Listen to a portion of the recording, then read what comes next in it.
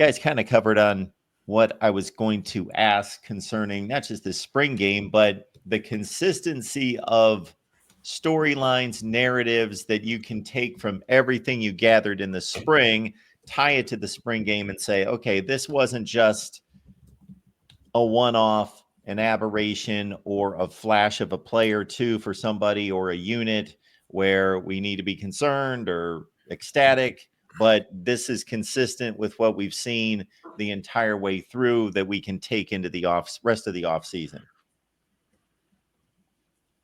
I'll throw out, yeah. I mean, Mylan Graham was he showed what we've been hearing. I had 105 yards or whatever receiving on the 4 catches.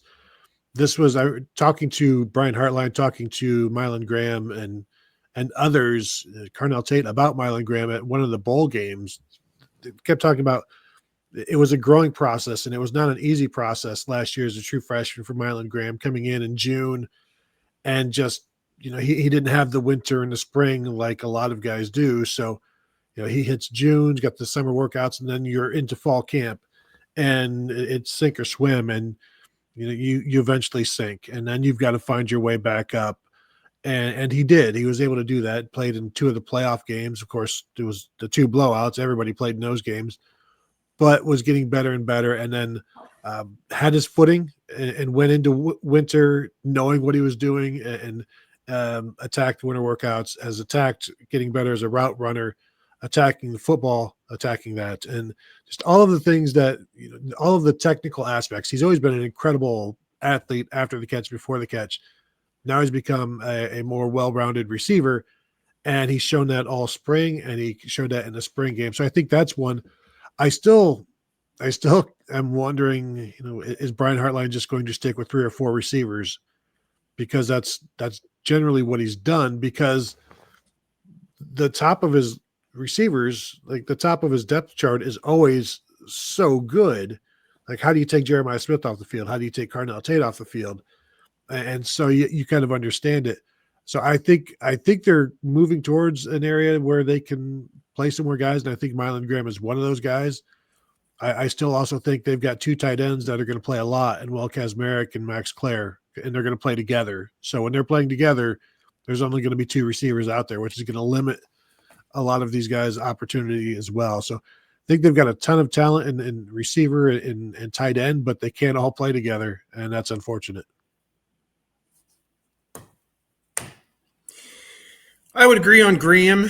I think that he had done pretty well during the course of the spring and showed it in the spring game. Bo Jackson, to me, is going to be a guy that's going to be hard to keep off the field as a true freshman. James Peoples must be really good, because they didn't play him at all in the spring game, like 2 carries and then go grab a clipboard and a ball cap and some bubble wrap, because it was pretty obvious they did not want to put him in harm's way. C.J. Donaldson got a little bit more run than you probably thought he would, considering he ran for 2,000 yards in his career at West Virginia before coming to Ohio State. And boy, oh boy, was he punishing people on the business end of some of those runs. I think he, bowled over Leroy Roker maybe on one of them, and Malik Hartford maybe on one of them. And it was, if your name was Malik Hartford, it was a hard day, because you got trucked a couple times, and he's trying to win a safety spot there next to Caleb Downs, and he's splitting time with Jalen McClain kind of at that spot right now, and we'll see if one of them takes hold of that spot in preseason camp. But he was, he stuck his nose in there a few times, and got it handed back to him a couple times by some of the hard running that these tight ends and running backs were putting down. But on the whole, as I said, I came away on offense. If I had to rate the position groups on a scale of 1 to 10, I think they're all 7.5 or better. The quarterback's probably 7.5, receivers 10, offensive line 9, maybe, as good an offensive line as they've had coming out of the spring in 3 or 4 years. Let's see, tight ends probably an 8 to an 8.5. And what does that leave? Running backs, I'm going to say 8.5, solid 8.5. and maybe a 9 if everybody stays healthy. You got 4 dudes who can play. Sam Williams-Dixon caught a touchdown pass out of the backfield in the spring game, and he ran hard. He's running like he's playing for his rent money. I mean, it's impressive what Carlos Lachlan is doing with this running backs group right now. And as I said, I'm bullish on every one of those position units. With the quarterback still, you got to show me when the bullets are really, really flying to know that you're for real or not. But for Keenholz and Sayin to come through that game and not throw an interception was pretty impressive as young guys. St. Clair did throw 2 interceptions, was kind of victimized on a couple passes near the sideline. One of them was a true freshman, Fahim Delane, who made the interception, and the other was the veteran walk-on Inky Jones. I think he had an interception in the spring game for the 2nd year in a row. So he's a guy that was a great practice player and really, really gives them everything he's got every day, and good special teams player, and he deserves whatever he can get, out of this. So, across the board, I know on offense, I'm excited by what I saw.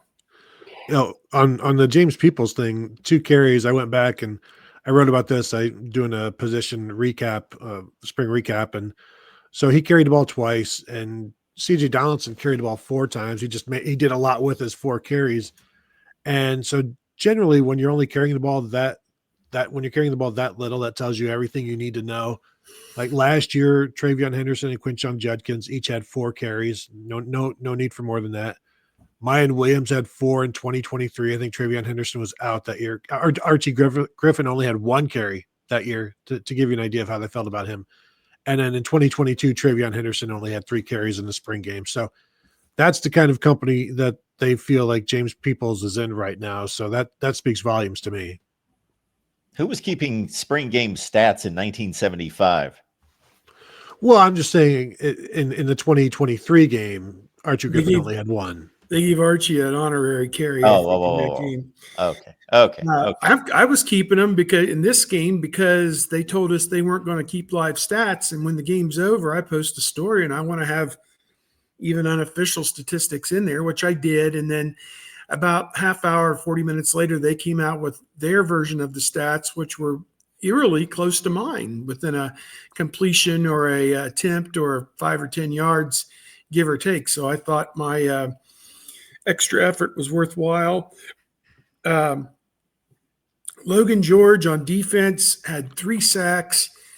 2 of those were, 2-hand tab, and one of those Sayin probably was going to elude that and get outside the pocket and make a throw or whatever.